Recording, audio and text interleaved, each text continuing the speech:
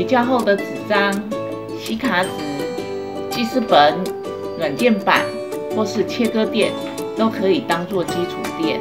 软硬适中的基础垫垫在柔软的洗片下方，在描绘线条的时候，可以呈现出比较清楚的痕迹。初学者在运笔的时候力道不稳，还可以减少失误。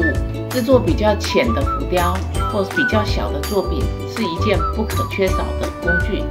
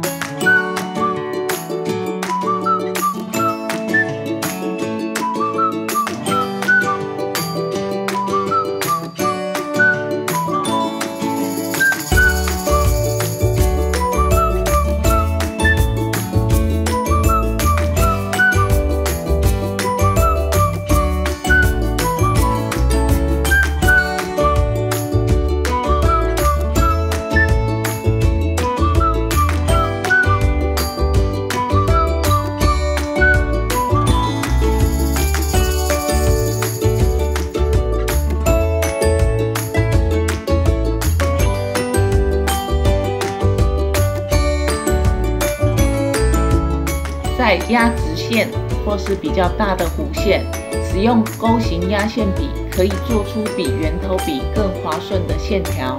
钩形压线笔可以购买雕塑工具，或是自己制作钩形压线笔。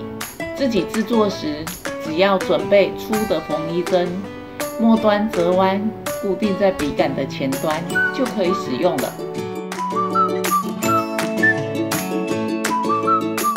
圆头笔是一种多功能的小工具，又称作铁珠笔、塑形笔等，在皮革压线、纸艺创作压痕迹、粘钻、美甲创作、迪古巴特，甚至烘焙等等手作工艺都能够运用得上。圆头笔的笔头呢有不同的尺寸，价格也从数百元到铜板价都有。在洗雕制作的时候，最好准备2到3支不同的尺寸，使用上会更得心应手。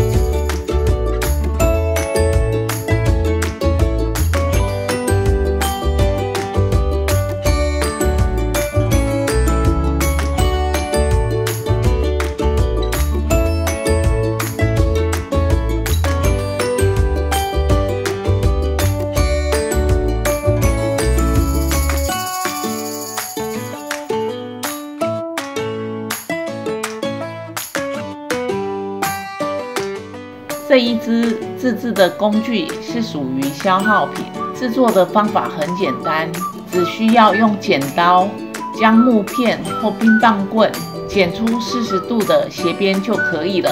如果还需要更鼓溜一点，就在剪开斜边上面贴上一层玻璃纸胶带，在推平洗片的时候就可以更滑顺，不容易产生刮痕喽。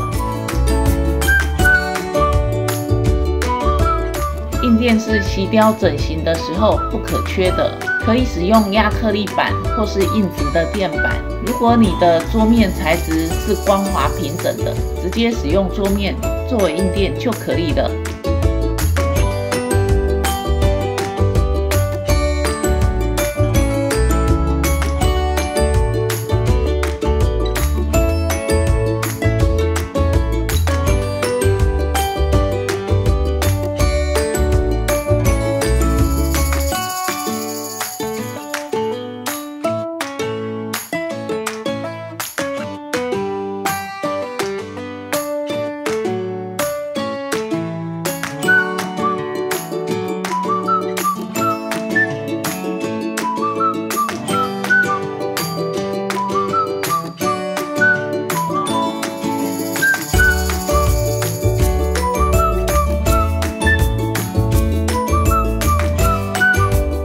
利用滚轮不同的造型，可以在锡片上压出质感及轮廓。可以使用翻糖工具的压花滚轮、缝纫用的点线器，或是金属加工用的小型洗刀，甚至找适当大小的齿轮自己改装，都可以滚出花纹哦。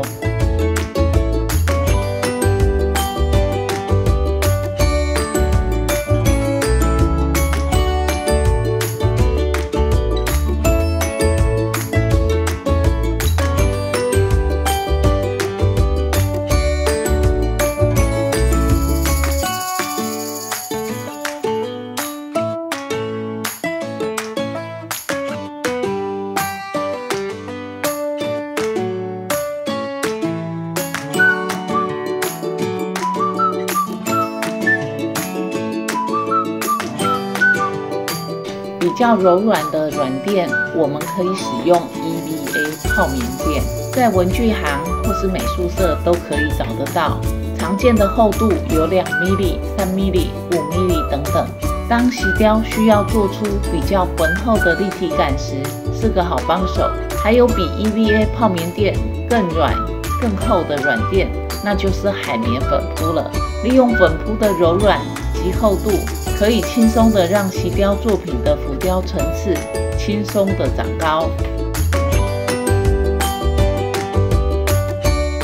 纸笔又叫做纸擦笔，是用宣纸或是道林纸加压卷成的，可以在美术社或是文具店购买。在美术社的尺寸比较多，依厂牌不同，大概有6到7个号数。它主要的功能呢，是在画铅笔或是炭笔素描的时候，代替手指头推出色阶。在锡雕创作的时候，运用它柔软的特质，可以推出柔和的立体效果。